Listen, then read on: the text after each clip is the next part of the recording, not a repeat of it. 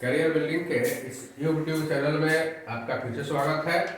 आज हम लोग दसम वर्ग के भौतिकी विषय में पहला पाठ पढ़ेंगे, प्रकाश। क्योंकि अब जो है समय नहीं है, अब दिसंबर का महीना चल रहा है और 2 माह बचे हुए हैं बिहार बोर्ड के मैट्रिक की परीक्षा में, इसलिए अब क्रैश कोर्स चलाना जरूरी है। अब बहुत जल्दी हमको सभी विषयों का रिवीजन कर लेना चाहिए।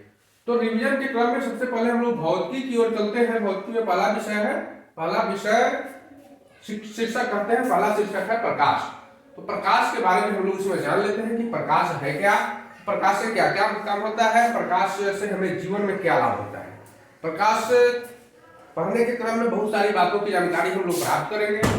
तो हम लोग जो घरों में देखते हैं, प्राय हम लोग दिन में देखते हैं कि सूर्य निकल जाता है तो प्रकाश मिलने लगता है, उजाला हो जाता है, रोशनी आ जाती है।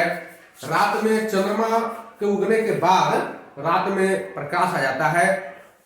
या तो फिर हम लोग बल्ब जलाते हैं घर में, नहीं जिसके पास बल्ब है लालटेन जला लेता है। लोग लाइट कट जाता है, बिजली कट जाती है तो लोग लालटेन जला लेता है, टॉर्च जला लेता है या फिर मोमबत्ती जला लेता है। तो प्रकाश उसी से फैलता है। मतलब मोमबत्ती इसलिए जलाते हैं कि हमें प्रकाश मिले, बल्ब जलाते हैं कि हमें प्रकाश मिले, और दिन में खुद ही प्रकाश सूर्य से मिलता है। तो आप गौर कर रहे होंगे कि रात में जो प्रकाश, कृत्रिम प्रकाश, जिसको हम लोग बल्ब से या फिर मोमबत्ती से या फिर अन्य चीजों से प्राप्त करते हैं, उससे कहीं ज्यादा प्रकाश हमें सूर्य देता है। बिना कुछ किए हुए सूर्य का प्रकाश बहुत मिलता है। पूरे ब्रह्मांड में देखा जाए तो बहुत सारे सूर्य हैं, लेकिन हमारी पृथ्वी के लिए अगर देखते हैं तो हमारी पृथ्वी के लिए प्रकाश का सबसे बड़ा स्रोत सूर्य है। पृथ्वी के लिए प्रकाश का सबसे बड़ा स्रोत सूर्य है, और इसके बाद चंद्रमा है, और उसके बाद हम लोग कृत्रिम प्रकाश का प्रयोग करते हैं, जो हम लोग धरती पर अनेक चीज बनाते हैं। तो प्राकृतिक रूप से अगर स्रोत के रूप में देखा जाए तो प्रकाश के 2 मुख्य स्रोत हैं।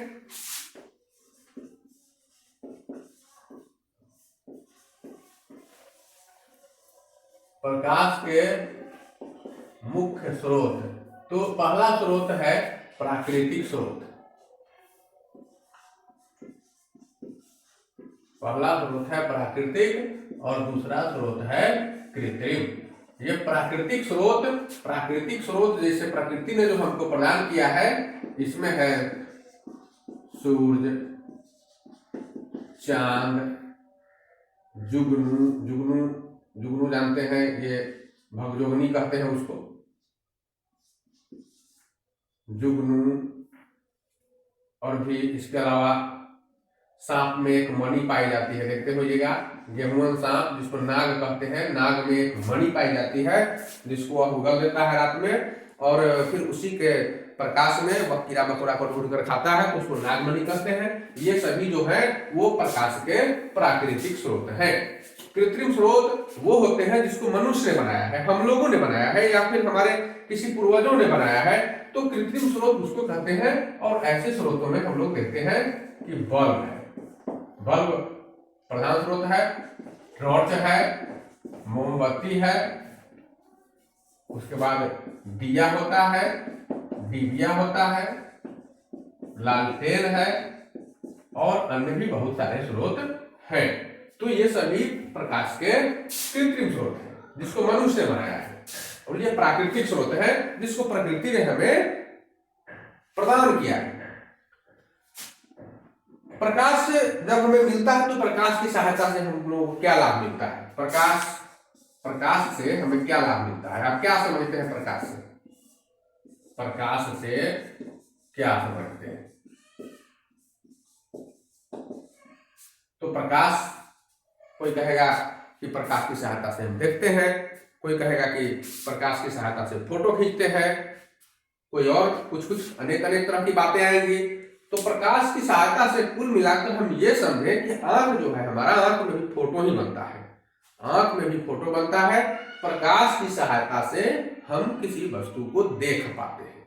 अगर प्रकाश नहीं रहे तो हम किसी भी वस्तु को नहीं देख पाएंगे। कल्पना कीजिए, या फिर आप एक प्रयोग कर सकते हैं कि आप किसी अंधेरे कमरे में चले जाइए और दरवाजा बंद कर लीजिए, खिड़की बंद कर दीजिए और फिर देखिए कि आपको दिखाई पड़ता है तो आपको कुछ दिखाई नहीं पड़ता है, आपको अगल बगल में टोयाना पड़ता है, यानी बिना टोए हुए, बिना महसूस किए हुए आप किसी चीज को नहीं देख पाते हैं।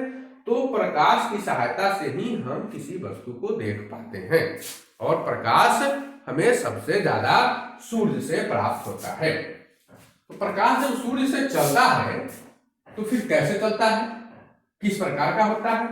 तो ये प्रकाश जब चलता है तो रास्ते में बहुत चीजों से गुजरता है, लेकिन इधर कुछ है ही नहीं। सूर्य से चलकर जब धरती पर पहुंच जाता है यह प्रकाश, पृथ्वी पर, हमारी पृथ्वी पर जब सूर्य से चलकर प्रकाश इस तरह से पहुंचता है, यह हमारी पृथ्वी है और यहां से जब प्रकाश इस तरह से चला तो हमारी पृथ्वी तक ये प्रकाश के बहुत सारे स्रोत यहाँ तक आ गए। ये हमारा ये प्रकाश यहाँ से चलकर आया, तो ये पृथ्वी और सूर्य के बीच में कुछ भी नहीं। जिस जहां तक ये वायुमंडल है पृथ्वी का, पृथ्वी के बाहर का जो आवरण है ये पृथ्वी का वायुमंडल है, इसके ऊपर कुछ है ही नहीं, इसलिए इसको हम लोग कहते हैं निर्वात। तो प्रकाश सबसे पहले सूर्य से चलकर निर्वात में गुजरता है और निर्वात से गुजरने के बाद पृथ्वी के वायुमंडल में प्रवेश करता है। जब ये निर्वात में गुजरता है तो इसकी चाल, निर्वात में प्रकाश की चाल 3 लाख किलोमीटर प्रति सेकंड के बराबर होती है। लगभग निर्वात में ये प्रकाश की चाल जो है वो 3 लाख किलोमीटर प्रति सेकंड है। इसको हम लोग 3 × 10⁸ मीटर प्रति सेकंड भी कहते हैं। तो ये निर्वात में प्रकाश की चाल है।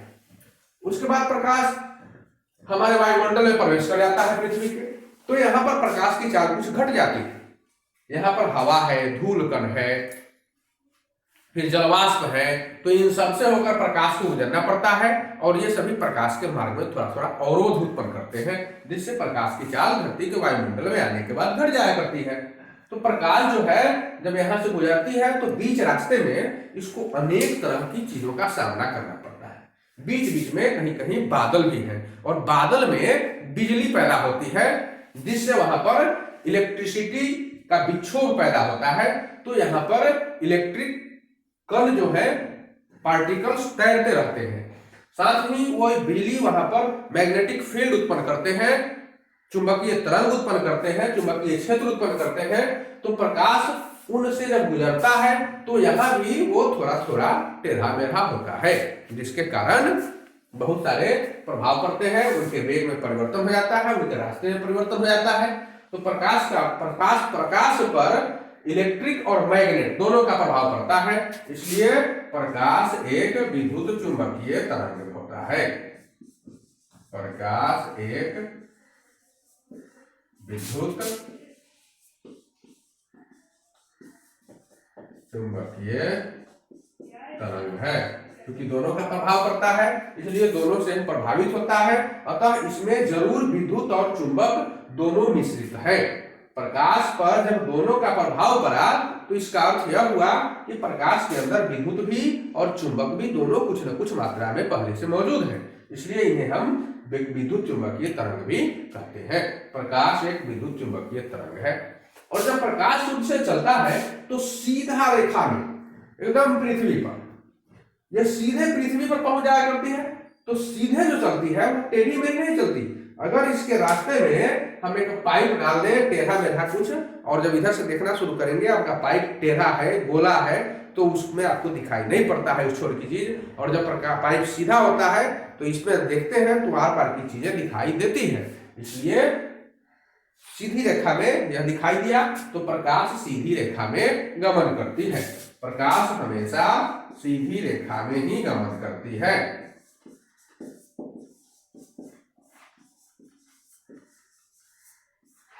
प्रकाश हमेशा सीधी रेखा में गमन करती है,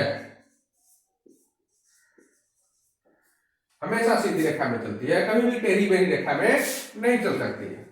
प्रकाश की जो चाल होती है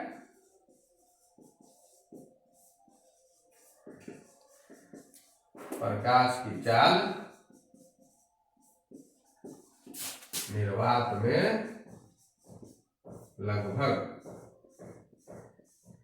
3 लाख किलोमीटर प्रति सेकेंड या 3 गुने 10⁻8 मीटर प्रति सेकेंड लगभग होती है। तो यह सूर्य से चलकर सीधे पृथ्वी पर प्रकाश पहुंचता है। प्रकाश जिस रास्ते से चलता है, ये जो रास्ता है प्रकाश का, प्रकाश के चलने के मार्ग को किरण कहते हैं। प्रकाश जिस रास्ते से चलता है उसको हम लोग किरण कहते हैं। प्रकाश के चलने के मार्ग को किरण कहते हैं। प्रकाश जिस रास्ते से होकर गुजरती है उसको किरण कहते हैं। और यहाँ धरती पर एक वो किरण नहीं आ रही है, धरती पर तो बहुत सारा प्रकाश आ रहा है, तो बहुत सारी किरणें आ रही है। तो जब बहुत सारी किरणें आएंगी और सभी किरणें एक साथ आएंगी धरती पर, तो उसको हम लोग किरण पुंज या प्रकाश पुंज कहते हैं। अर्थात किरणों के समूह को किरण पुंज या प्रकाश पुंज कहते हैं।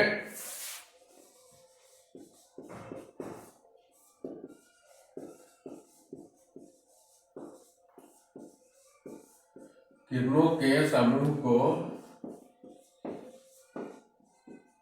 किरण पुंज या प्रकाश पुंज